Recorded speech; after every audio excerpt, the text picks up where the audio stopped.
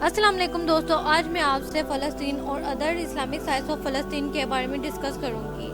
جیسا کہ اگر ہم فلسطین کے بارے میں ڈسکس کرتے ہیں تو 4 صدی جیسے ہی رومی سلطنت کا نام لیا گیا، فلسطین عیسائیت کا مرکز بن گیا، جس نے علماء کو اپنی طرف متوجہ کر لیا۔ 636 سے 641 میں یونٹ کی مسلمانوں کی فتح کے بعد کے مسلم حکمران خاندانوں نے ایک دوسرے کی جانشینی کی، جبکہ انہوں نے فلسطین پر قبضہ جمایا۔ راشدین، جنہوں نے یروشلم میں چٹان کا گنبد اور مسجد اقصی تعمیر کی۔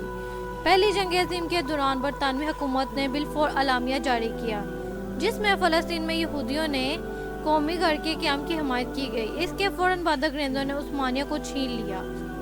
جنگ کے بعد عربوں کے صرف 2 حصے عربوں کے قبضے میں رہ گئے: مغربی کنارہ یروشلم مشرق اور غزہ مصر کے زیر قبضہ، جیسے اسرائیل نے 6 روزہ جنگ کے دوران فتح کیا تھا۔ پہلے بھی اسرائیل اور فلسطین کی جنگ ہو چکی ہے، جو 6 روز صرف چلی ہے، لیکن جو اب اسرائیل اور فلسطین کے درمیان جنگ ہو رہی ہے، اس میں بہت سے مسلمان اور معصوم بچے شہید کیے جا رہے ہیں، جو بہت زیادہ ہی غلط ہے۔ بین الاقوامی اعتراضات کے باوجود اسرائیل نے ان مقبوضہ علاقوں میں بستیاں قائم کرنا شروع کر دی ہیں۔ اور اگر ہم ادر اسلامک سائٹس آف فلسطین کے بارے میں بات کریں تو اس میں بہت سی مساجد قائم ہیں، جیسے کہ مسجد اقصی، مسجد عمر جس کو مسجد عمر۔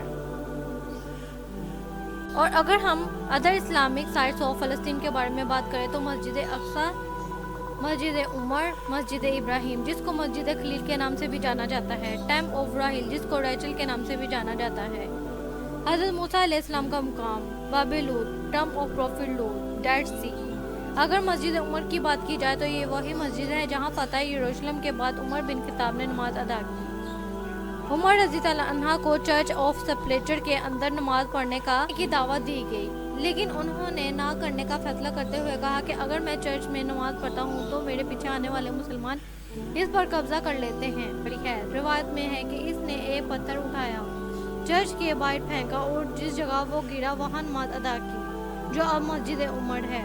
عمر رضی اللہ عنہ نے یروشلم میں غیر مسلمانوں کو ایک عہد دیا، جس میں ان کی یقین دہانی کروائی گئی کہ اس کی ایک نقل کے اندر اویزہ ہیں۔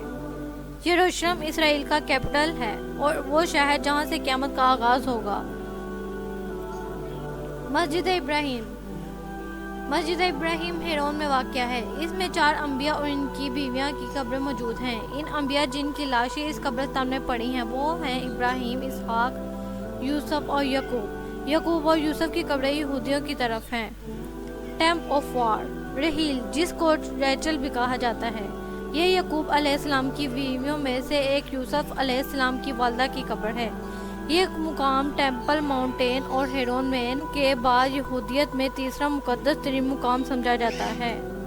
مسجد یونس جو ہیرون کے کنارے شمال میں واقع مغرب کنارے کی بلند ترین چوٹی کوہ نبی یونس پر بنائی گئی ہے۔ مقام آف پروفٹ موسیٰ، روایت میں آتا ہے کہ مسجد اقصی کے مشہور سلطان اور آزاد کرنے والے صلاح الدین ایوبی نے ایک بار خواب میں دیکھا کہ جس میں انہیں موسیٰ علیہ السلام کی آرامگاہ دکھائی دی۔ یہ وہ جگہ ہے جہاں حضرت موسیٰ علیہ السلام کا مقام واقع ہے۔ باب لوط شہر تل ابیب سے تقریباً 15 کلومیٹر میں واقع ہے۔ خیال کیا جاتا ہے کہ یہ وہ جگہ ہے جہاں حضرت عیسیٰ علیہ السلام دجال کو تباہ کر دیں گے۔ ڈیڈ سی، عام طور پر یہ خیال کیا جاتا ہے کہ یہ وہ مقام ہے جہاں لوط علیہ السلام کی قوم کو ان کی بدکاری کی وجہ سے تباہ کیا گیا ہے۔ یہ ایک ایسی جگہ ہے جس پر اللہ کا عذاب آیا ہے۔ مسجد الاقصی یعنی بیت المقدس، مسجد الاقصی بیت المقدس پاک گھر امت مسلمہ کا قبلہ اول، یروشلم اور اس کی عبادتگاہ جس کی بنیاد حضرت داؤد علیہ السلام نے رکھی، تکمیل حضرت سلیمان نے کی۔ عام طور پر شہر یروشلم کو بیت المقدس کا کہا جاتا ہے۔ یہ ان شہروں میں سے ایک ہے جنہیں نوح انسانی عزت احترام کی نگاہ سے دیکھتی ہے، جس کا ذرہ ذرہ مقدس ہے۔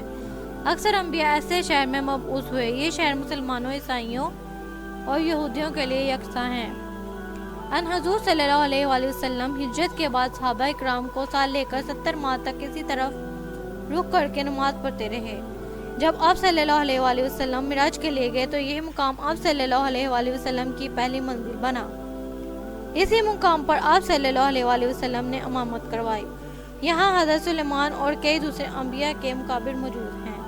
حضرت داؤد علیہ السلام نے شہر مقدس پر 33 سال حکومت کی۔ اس تمام عرصے میں اسرائیلی کو بہت کم سکون ملا۔ بیت المقدس کے اندر پاک ترین جگہ بنائی گئی ہے جہاں سکینہ تابوت رکھا گیا ہے۔ حضرت سلیمان کی وفات کے بعد بنی اسرائیل کی ریاست 2 حصوں میں بٹ گئی۔ اس کے ساتھ ہی بنی اسرائیل عیاشی میں مبتلا ہو گئی۔